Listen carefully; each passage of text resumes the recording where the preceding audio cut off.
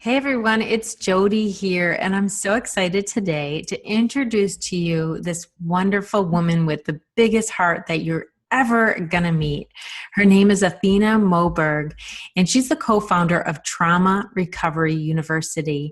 And she has committed her life and opened her heart to people who are recovering from trauma, from abuse, all kinds of abuse, right? Yeah. Yeah, so we'll ask her about that in a second. But she's written a book called Yes, You Can, and I love her book. It's so wonderful. She is raw and beautiful, and she tells you what to do during your recovery process. And she's also been part of some other anthologies. And so she is just setting the world afire. And I think she's just going up from here and just spreading her message to more and more people. So I'm so happy to introduce to you my friend, Athena. Thanks so much for coming. Thank you for having me, Jodi. I really appreciate it. Yeah. Well, you could tell me, eventually you'll tell me about Trauma Recovery Academies University so everyone could hear about it. But first I want to know, you do this work day in and day out, and I understand it because we've been talking and we do a lot of similar work, but what is that message that you really find yourself saying over and over, or find yourself, in your heart that you really want people to know, as part of your community?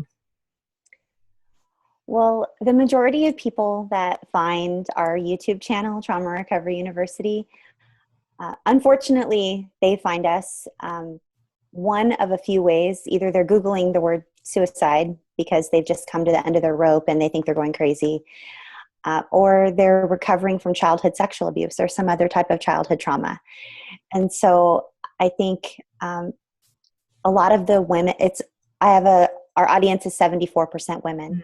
So huge majority. And then the 26% of men are just the men that come into our community are amazing and heartfelt as well. But a lot of the people that initially come in contact with us, we offer to invite them into globally accessible, safe communities where they can come and heal in safety, free from predators.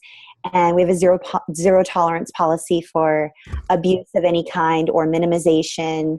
And so they find us on YouTube or they find us on Twitter. We host 3 Twitter chats a week, and we have a very active YouTube channel. We have a Roku TV channel.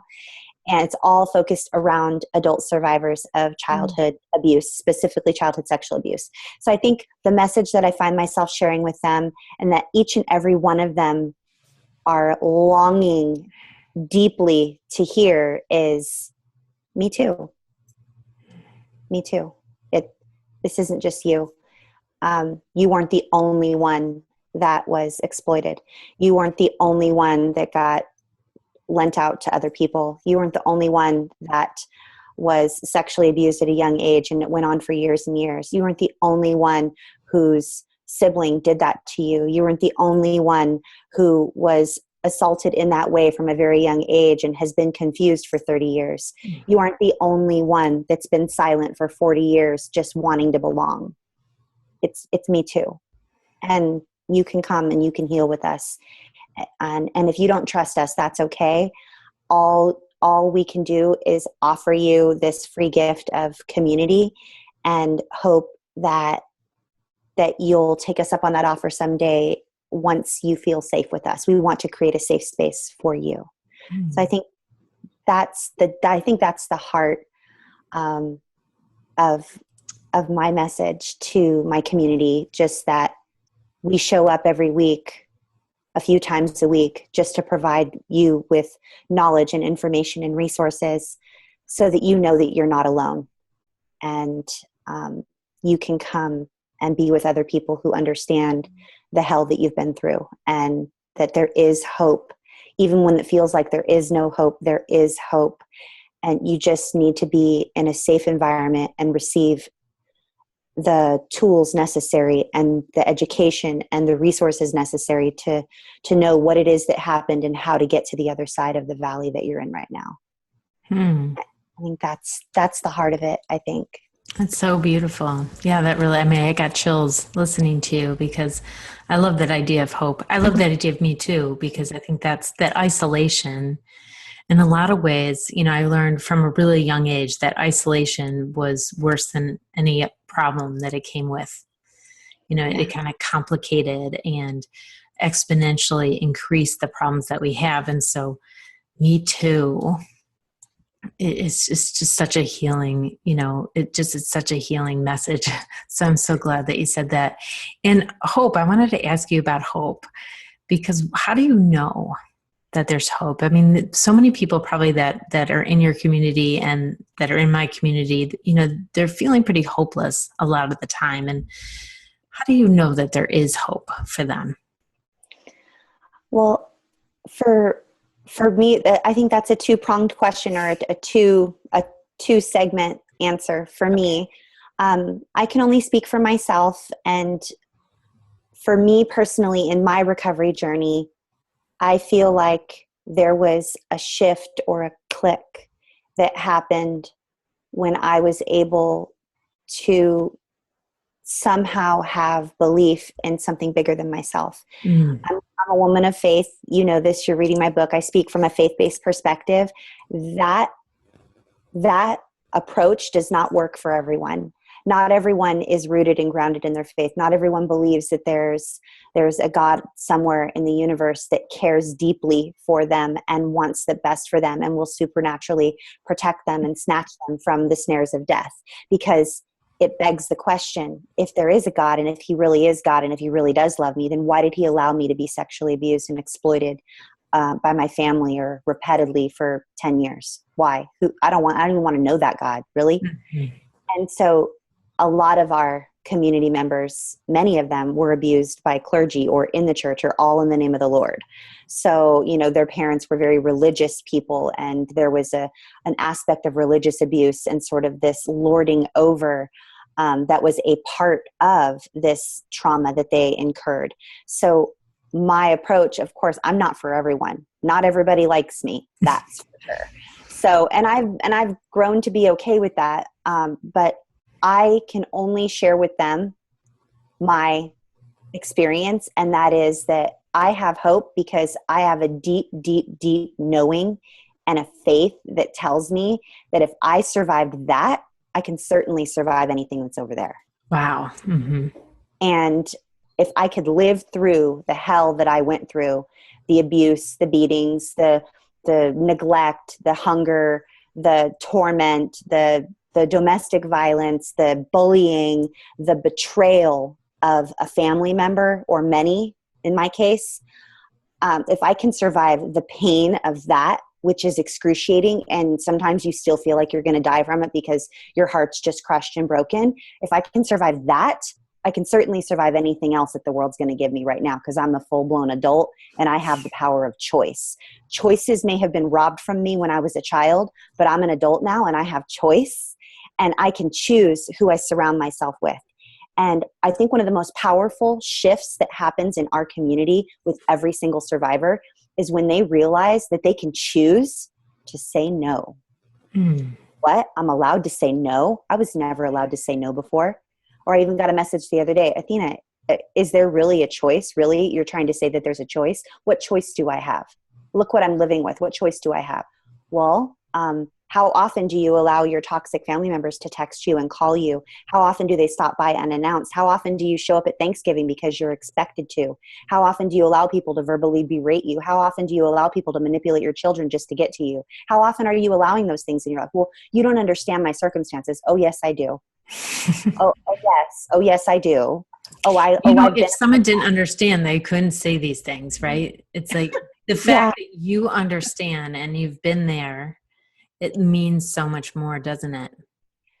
To them, I think something shifts when they see, like they see me and they're like, oh, sure, sitting in your pretty little office over there with your little fancy pillows. It's easy for you to tell me. I've been homeless for 6 years. I just barely can feed. I don't even have money for food. And you're trying to say that there's hope. It's like, oh, okay, well, I've been pretty much almost homeless too. And I scraped myself off the pavement having suicidal ideation several times. just so I could raise my kid by myself so that I can make a life for him and for me and not want to kill myself. So while you might think that me sitting here in my pretty little office, that I can't really share a little nugget of hope with you because we don't have the same lives, let me tell you where I've come from. You got 30 minutes? Like, go watch this video and you'll know that I'm coming from a place of experience. And, a lot of the people that I speak to on a weekly basis on our YouTube channel, our Roku TV channel, and even in our groups, while I am like, yes, I'm a coach and I'm going to push you beyond your limits, that's not really the me that shows up in the groups and on our videos. I'm very, very, very clear in my message that I have a compassionate heart. I'm coming from a place of I've been there and I know what it's like to want to die because I feel worthless and unlovable and unworthy of anything good. And if I can recover from that and I can find a reason to want to live, then so can you. And if you say, no, you can't, then that's your choice. You're either going to believe me or you're not. You're either going to come heal in safety or you're not. You're either going to want to live or you're not. And I'm not here to save your life. I'm just here to share with you a little bit of what I've done to try to get myself out of that place of wanting to die. So, I mean, I'm valuable. I'm coming from a place of compassion. Thank you. You are. I've watched your videos and man, you just love the people you're speaking with. And I think just that alone is healing. Like the me too, I'm not alone and I'm loved and I'm cared about so much that I'm sitting up here and making these videos for you to give you hope. And there's something, it's so wonderful because there's something that you could do. And there's something that communities can do that, like a therapist or any one-on-one work can't do. Like, I think we learn so much in groups, like we learn skills in groups. And so you teaching, it's almost like your YouTube on Trauma Recovery University. I'm going to link to it below. So if you're wondering like, how do I find it? It'll be below this video. But it's like a class, people show up, it's live. People show up in the moment, and then if you missed it, you could watch it afterwards. But it's like you're learning these skills in groups with this beautiful heart and this big, and you and Bobby, both of you, are just so dedicated to this work. I love it, but I love that you're kind of tough too. It's like choice. It's your choice, And if people aren't validated first, they just get really upset when people tell them that they have a choice. The first thing, you said it already, the first thing that people say when they hear they have a choice is you don't understand. And you hear that about a million times. And I used to be one of those people who said it, like I was like, because when you feel bad, you feel different. You feel like everyone, you look around and everyone seems so fine. Yeah, they do. They have it all together. They look like they're confident and fine and happy. Everybody looks like that, but everyone's hiding it. And just like you are, And, it's so funny because my clients are always hiding it, but they think that no one else is hiding it. And they think they're different from everybody else, but they're just the same as everybody else and just so upset and feeling like no one understands. But we all understand because we're all, even if you haven't been traumatized, where we grow up in this culture and you're really, there's a lot of low self-esteem and insecurities and stuff just from our cultural influences. So, we are, that's our biggest like caged claim, like you don't understand. This is what we say. And that's part of our separation, part of us being separate. And you just reach out to that video and you grab them and bring them in and bring them hugging. And when they feel loved, that's when they could hear that. That's what I think is so cool. It's like they have to be validated first and really understood and know that somebody understands them. Then they can hear that choice. The validation has to come first, because they've been so invalidated so much in their life. So they have been. And my business partner, Bobby, and I are both survivors. So, so when they find out that we're not only coming from this, like we're here, and we tell them all the time, we're not ever going to show up and be like, we have it all figured out. Like you guys are broken and we're good. Like that's never like the place we're coming from. And my business partner, Bobby Parrish, she is so incredibly just engaging and compassionate. And she was a therapist for so many years. And we talk about how she spent almost all of her career as a therapist on both sides of the desk. Mm-hmm. You know, she's a person living with mental illness, struggling just like everybody else, and yet she's a practitioner, and she's using those experiences to help other people and to give them what it is that she so needed. And that validation, I love how you mentioned the validation needs to come first, because the first thing that I think we're coming from a place of, listen, you're a survivor. This is the truth about being a survivor. These are the things that you're going to incur. And what's happened to you is wrong. It's wrong. And one of the most common themes, I think, with a lot of our community members is they shame their younger selves. Mm-hmm. Like their younger self should have known better. And I can't believe my younger self was so stupid. I can't believe that I believed her. Or I can't believe that I kept going back for more. I can't believe that I never said anything. I never spoke up. I never told. I can't believe, and they shame their younger selves to the point where they're literally paralyzed and terrified. And that younger self is almost like, wait a second, that can't be true. You don't understand. And then they're sort of stuck between this like child mode and sort of adult thinking, like rational mind and irrational and emotional mind. You know, they're sort of stuck in between the two.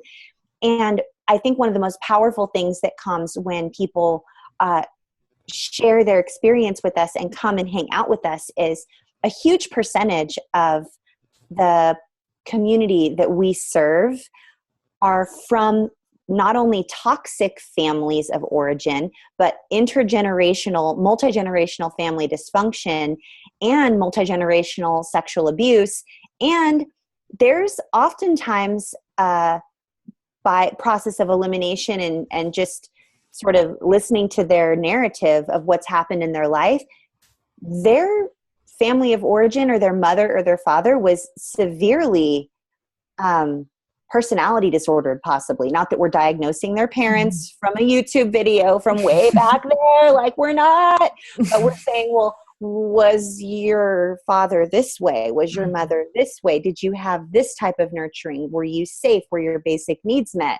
Were you nurtured? Were you encouraged? Were you, well, no, of course I wasn't. Well, then how were you supposed to know better? Mm-hmm. If there was a young child sitting here right now who had never been loved before, had never been nurtured, who didn't have a mom who sat on the floor and played with her, who didn't have a father who played ball with him, who didn't have anyone put their spelling test up on the refrigerator, who didn't sit down for a meal with them at the table, who all they ever had to do was chores for everybody else, and their lives were living hell from the time they were birthed to 17. Mm-hmm. Like, how is that person supposed to gain life skills? How are they supposed to know how to keep a job, balance a checkbook, take care of themselves with personal hygiene? How are they supposed to know what a healthy relationship looks like? How do they know what sexual abuse is or what it isn't, or how to stay away from toxic relationships as an adult? How are they supposed to know any of those things if they lived in an environment that was severely toxic and abusive? Mm-hmm. Oh, you're saying that child is supposed to be psychic and supernaturally just come out fine, unscathed from a war zone like that? Well, no, I'm not saying that. Well, then how are you supposed to know? And instantly this grieving almost starts to happen. Like, I wasn't supposed to know. I could have never known. It wasn't all my fault. And the moment one of my clients knows that it wasn't their fault, and they actually have a glimmer that maybe everything that has ever happened to them wasn't their choosing and wasn't their doing, that's the moment it clicks. And then hope is actually in the horizon for them. They go, oh my gosh. Yeah. It's a light bulb moment that brings a lot of tears, and then they shame themselves for crying, usually for a good month or two. But then once they get past the shaming themselves for crying for a month or two, and they're actually allowing themselves to grieve that childhood they never had, or the relationship they never had, or the mommy and daddy they never had, or the sibling they never had, or whatever, and the things they wish were different, they actually go, wow, I am sad and I do wish that was different. And I'm allowing myself to wish that that was different. And now I can move forward. Then they're no longer stuck. Then they become unstuck and they begin this forward motion, and little bits of progress start to feel unreal to them. They even message us going, is this real? Like, I feel good today. Is it normal that I feel good today? Like, is this going to last? Tell me this is going to last, please. Because I'm not used to feeling good. Mm-hmm. So yeah. it's just such a joy. Everything we're doing is such a joy. I started off as a business coach. Like, I have like a background doing business stuff and helping people with their businesses, and did SWOT analysis for, and there was just something that clicked in me when I became a part of the survivor community and I was volunteering, and I'm like, you know what? This is my passion. I have to chase after it. I'm going to do it. I'm so glad that you did. And I know so many people are probably alive today because of it. And you might know some of them, and there might be tons that you don't know. So that's, I hope so. yeah, saving lives. Yeah, this work, it's just really important work. And in my work with adult survivors, like, I just love them to death too. They're just the most beautiful people. They are. And, like it is interesting because they might not have known how to do it because no one was there to show them, but they've done some amazing things despite that, right? And there is a lot of resilience and incredible skills, and the skills that they use, are really founded in really important values that they have, and so that's amazing. So yeah, even if they weren't taught, and they were taught, and all they saw was a lot of negative stuff, like, I don't know, from books, TV, from school, from friends or friends' moms or somebody, they got these other skills, and they survived. I mean, just survived unspeakable things. And that says a lot, doesn't it? It does. They did that they do have some skills to do some amazing things. And I know a lot of that gets subjugated by the, abuser. But yeah, so I just, I just love that you and Bobby are just reminding people every day, how amazing they are to make it as far as they made it. And I, everybody go down to below this, and actually I'm going to I'll put the link right in the video to Trauma Recovery University with Athena Moberg and Bobby Parrish. They're just wonderful, big hearts, and just changing the world in amazing ways. So I really want you to do that. And her book, you don't have a book that you could hold up, do you? I don't have a book that I can hold up. It's with the gal that's helping me format and edit and everything for paperback. Right now it's on Kindle. Oh, okay. So let's see. I wonder if I could show. I can send you a thumbnail to put, I can send you a thumbnail to put up in the video. Yeah. Think right here. There, look at that picture. Okay, so thank you so much, Athena. This has been such a huge pleasure to talk to you and spend this time together, because we're becoming fast friends. We've been following each other's journeys and for a couple of years now, and communicating, and we just have so much in common in the work that we're doing. And I think we're going to continue to go forward together, and it's just going to be awesome. So look for more from us. Absolutely. It would be an honor and a privilege. I'm just grateful that I've had the opportunity to spend a couple of hours with you so far, over the past couple of weeks. So I look forward to more, and I'll definitely be talking more about you and events that we're sort of talking about off the air. And okay, I won't tell, but go over to our YouTube channel and I'll be posting some videos about that, possibly. So, but yeah, I'm just excited. I just want to invite any of you that are here on Jodi's channel. I would love to just invite you to come and just say hi to us in the comments on our YouTube channel or something. And I'll give instructions below also about how to get on those Twitter chats that are 3 times a week, and how to come into your Facebook groups also. And so that'll be below, and there's so many resources here. So thank you so much, Athena. It's been such a pleasure. We could talk all day. Yes. And Athena and I get on the phone, we talk for hours. Well, thank you so much, and we'll do this again. Absolutely. Thank you so much, Jodi. Bye, Bye. everybody.